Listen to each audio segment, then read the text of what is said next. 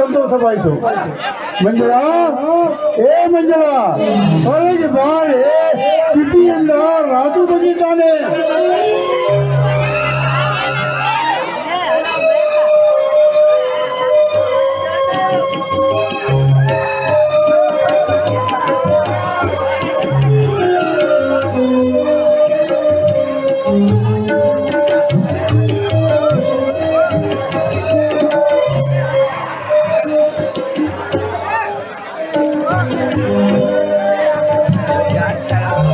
ಅಯ್ಯೋ ರಾಜು, ಯಾವಾಗ ಬಂದಿಯಪ್ಪ?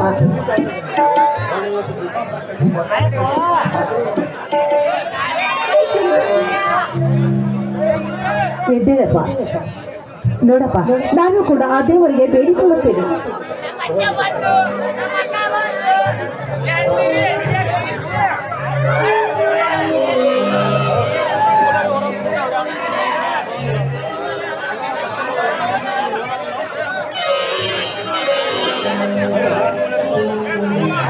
ಈ ರಾಜ್ಯದ ಗೋವ ಕೇಳಿದರೆ ಓಡಿ ಬಂದು ಒಪ್ಪಿಕೊಳ್ಳುವನಲ್ಲ ಅರ್ಜುನ.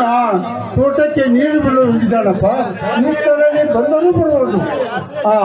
ನೆನೆಸೋದ್ರೊಳಗೆ ಬಂದೇ ಬಿಟ್ಟ ಅರ್ಜುನ.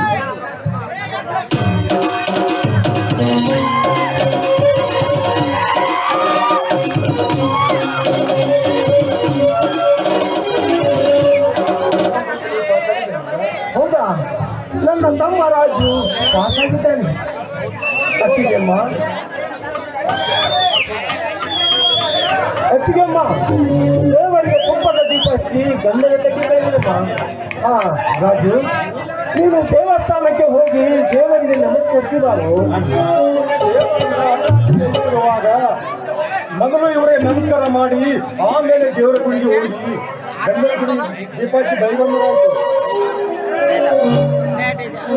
ರಾಜು, ದೇವರಿಗೆ ಹಾಗೆಲ್ಲ ಹಗುರವಾಗಿ ಮಾತನಾಡಬಾರ್ದಪ್ಪ.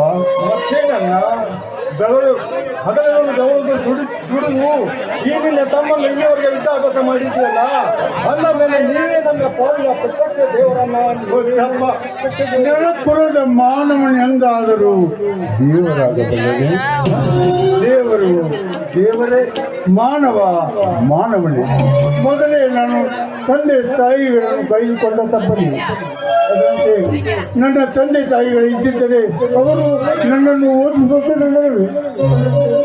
ನನ್ನ ತಂದೆಯ ಸ್ಥಾನದಲ್ಲಿ ನಿಮ್ಮ ಅಣ್ಣನಾದ ನಾನಿರುವಾಗ ನಿಮ್ಮ ಪಾಲನೆ ಪೋಷಣೆ ಮಾಡಬೇಕಾದ್ದು ಕರ್ತವ್ಯವನ್ನು ನಾನು ಮಾಡಿದ್ದೇನಷ್ಟೇ. ರಾಜು, ಇನ್ನು ಮುಂದೆ ಎಲ್ಲಾದರೂ ಒಂದು ನೌಕರಿಯನ್ನು ಹುಡುಕಿಬಿಡು. ರಾಜು, ನೌಕರಿನೂ ಮಾಡುವುದಿಲ್ಲ. ಯಾಕೆ ರಾಜು, ಏನಾಗಿದೆಯೋ ನಿನಗೆ? ಇಲ್ಲಿವರೆಗೆ ಅನ್ನ ಓದಿಸಿದ್ದು ಸಾಲ ತೋಲ ಮಾಡಿ ಕಷ್ಟಪಟ್ಟಿದ್ದಾನೆ.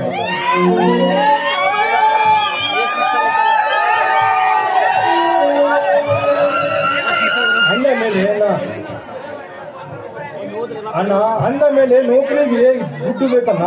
ಈ ನಮ್ಮ ಸ್ಥಿತಿಯಲ್ಲಿ ಹಣ ಬೇಕನ್ನ. ಹಣ ಎಲ್ಲಿಂದ ತರಬೇಕು?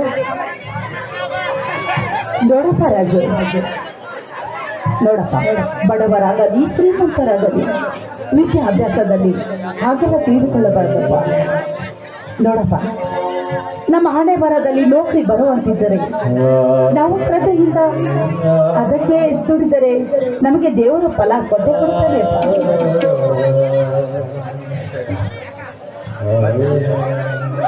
ಹಾಗಾದರೂ ಹೇಳ್ತೇನೆ, ಅಣ್ಣ ನಮ್ಮ ಊಟಿ ಸಲುವಾಗಿ ಕಷ್ಟಪಟ್ಟು ಸಾಲ ತೋಲ ಮಾಡಿದ್ದಾನೆ. ಅಂದ ಮೇಲೆ ನಮಗೆ ನೌಕರಿ ಎಲ್ಲಿಂದ ಸಿಗಬೇಕಮ್ಮ? ಕಳ್ಳು ಬಂಡೆ ಅಂತ ಇಲ್ಲಿ ನನ್ನ ಅರ್ಜುನ ಜೀವಂತವಾಗಿರುವಾಗ ನಿಮಗೆ ಯಾಕೆ ನಿನ್ನ ನೌಕರಿಯ ಚಿಂತೆ?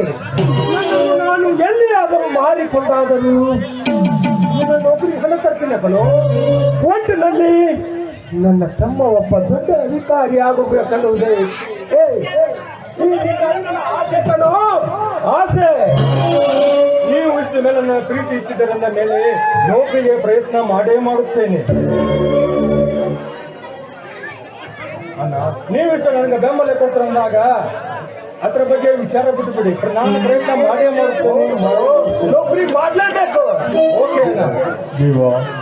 ಬಸವೇಶ್ವರ, ಈ ಸುಂದರಮಯವಾದ ಸುಖ ಸಂಸಾರ ಹೀಗೆ ನಗು ನಗುತ್ತಾ ಇದೆ ಅಂತ ನೋಡಿ ನನ್ನ ಆಸೆ. ನನ್ನ ತಮ್ಮ ರಾಜು ಮತ್ತು ಈ ಅರ್ಜುನ ನನ್ನ ತಮ್ಮನಾಗಿದ್ದರೆ ಈ ಬಡವನ ಸಂತೋಷಕ್ಕೆ ಪಾರದೆ ಇರ್ತಿರಲಿಲ್ಲ ತಂದೆ.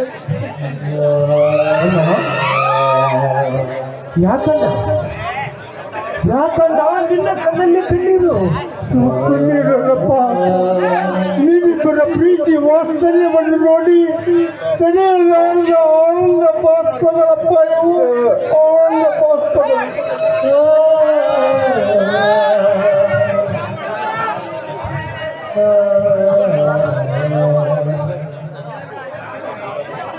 ನೋಡಿ, ಹೀಗೆ ಮಾತನಾಡ್ತಾ ನಿಲ್ತಾರ ಅಥವಾ ಎಲ್ಲರೂ ಸೇರಿಸಿ ಊಟ ಮಾಡೋಣ ನೋಡ್ರಿ. ಸಂತೋಷಕ್ಕೆ ಎಲ್ಲರ ಹಾಗೆ